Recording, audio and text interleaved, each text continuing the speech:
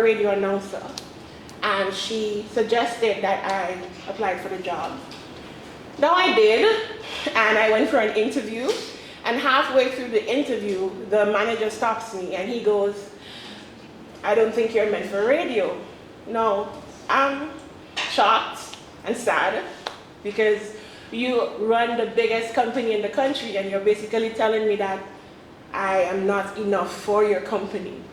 And he said, don't be sad, I don't want you for radio, I want you for TV. And I'm like, me? TV?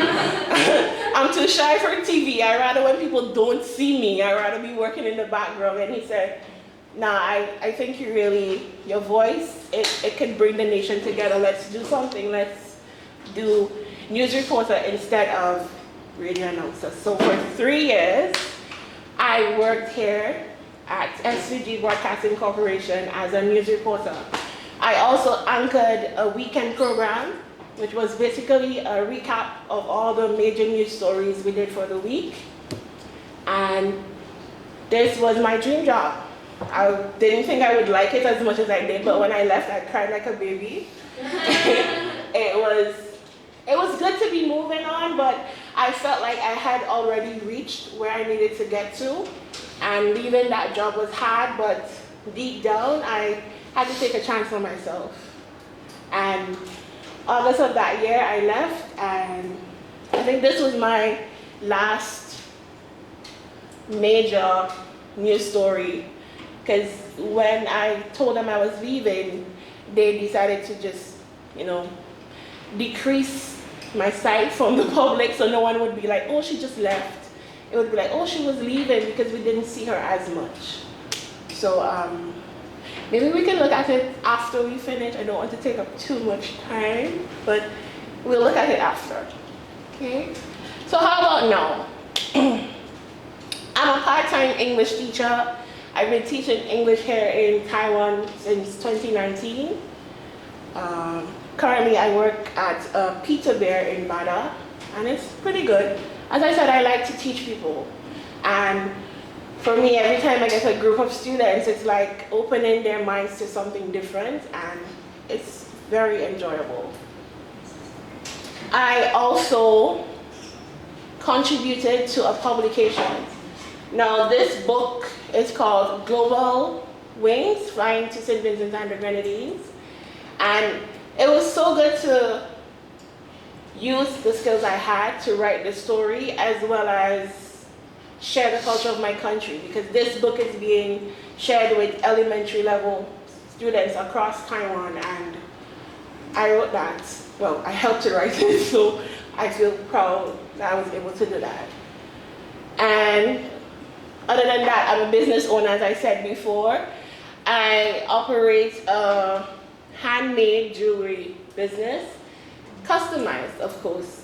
So you can tell me what you want, I make what you want, and we're all happy because that's what the business is for.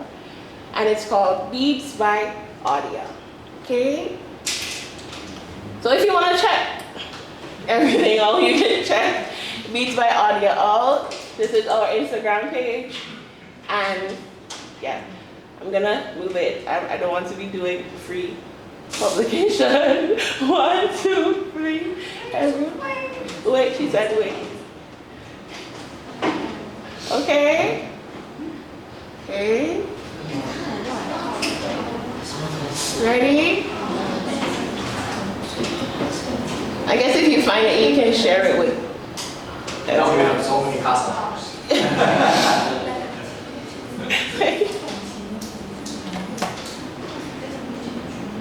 Okay, good.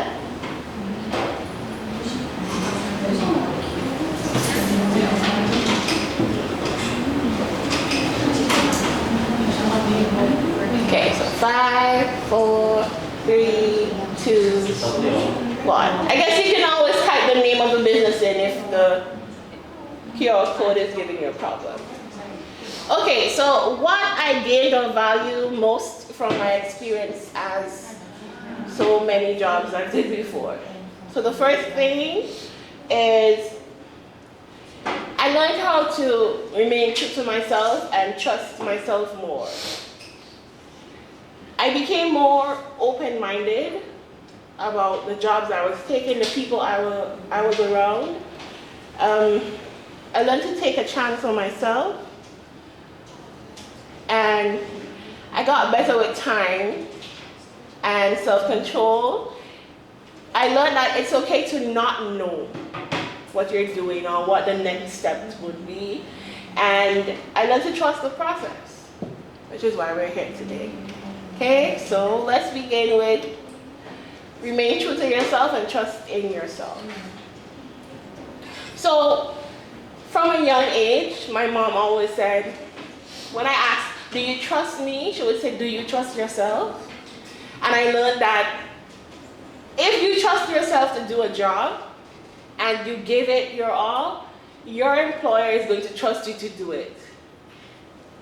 Everyone around you is going to know what skill you possess, and everyone around you is going to be able to say, she can do it. Even when you might doubt yourself, someone is going to trust you enough to do the job that you're doing. So you have to be able to trust yourself. And trusting yourself can build self-efficacy. Okay, so this is the first video we'll look at. What really is self-efficacy? Okay. Ooh, YouTube. Okay. Okay? No? It is unavailable. It is unavailable. Thank you. Let's try the other one then. Hopefully it's available.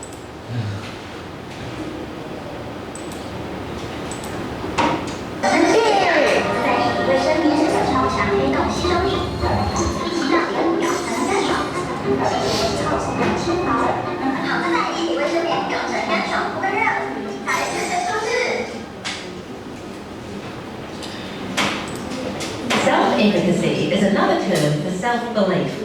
That is, a person's belief or confidence that they can succeed in a particular task or experience. Self-efficacy impacts which activities a student will choose or avoid, how much effort they put into tasks, their resilience, and how likely they are to persist when undertaking a challenging activity. Students with higher self-efficacy tend to enjoy challenges and tolerate failure much better than students with lower self-efficacy, who are more likely to avoid difficult tasks or give up more quickly. Self-efficacy is based on previous success and experience, knowledge of what an activity involves, for example, by being exposed to an exemplar or model, their teacher's expectations, and the amount of support they expect to receive from their teacher and peers. It is important to recognise that self-efficacy is not fixed, but rather varies depending on the context or particular activity being undertaken. There are a number of ways teachers can help their students to boost their self-efficacy, such as expressing your belief that all students can succeed in a particular task, ensuring activities provide the right level of challenge, that they're not too easy nor too hard, creating an environment where failure is embraced as a learning opportunity, offering opportunities for peer modelling and teacher support, providing frequent positive feedback that focuses on learning and progress rather than outcomes, and telling stories about how your own self-efficacy beliefs helped you to overcome a setback or failure. To learn more about how to develop... Okay, good. So, self-efficacy, self-belief, your ability to be resilient and persistent as you take challenges on. Not running from them, but in some way standing up to what is in front of you and believing in yourself enough to do those tasks. Okay? And as you prepare to go into the career world, that's what you have to, that's a mindset you need. Am I resilient? Am I persistent? Because believe it or not, the people around you are going to notice if you are resilient or reliant or persistent in your job. Okay? So let's all have some greater self-belief. Right? We'll go to 2, which is being open-minded. Now, being open-minded means you're willing to learn new things. You're willing to step outside of your comfort zone and you think about problems in a new way. Now, in being a student in a big department, you're going to meet different persons. You're going to meet someone, being in a group with someone that doesn't work as hard as you or works harder than you. It might intimidate you, it might get you upset. But if you're open-minded, you would understand that really and truly, university life is preparing you for the job world. It is.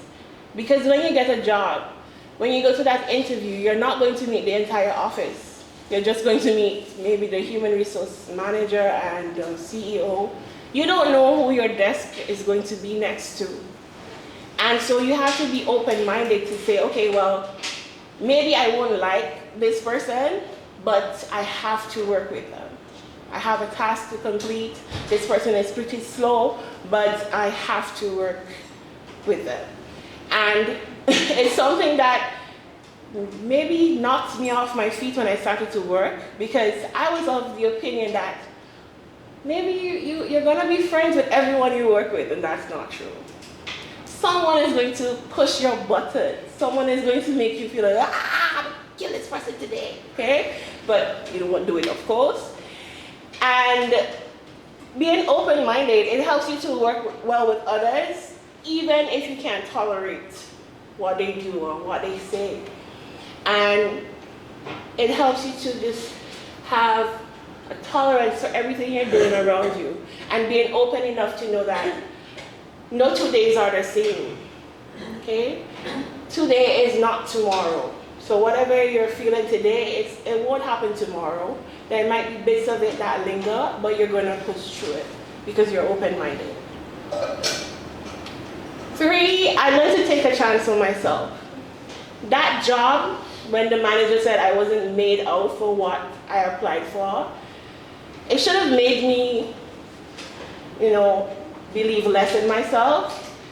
But when he told me what he thought I could do, it made me see that maybe if I gave myself the chance to be a news reporter, I would be good. And I took a chance on myself. Okay, so you're able to move beyond your comfort zone. I hated people looking at me and maybe saying, oh, she looks nice. I'm pretty shy.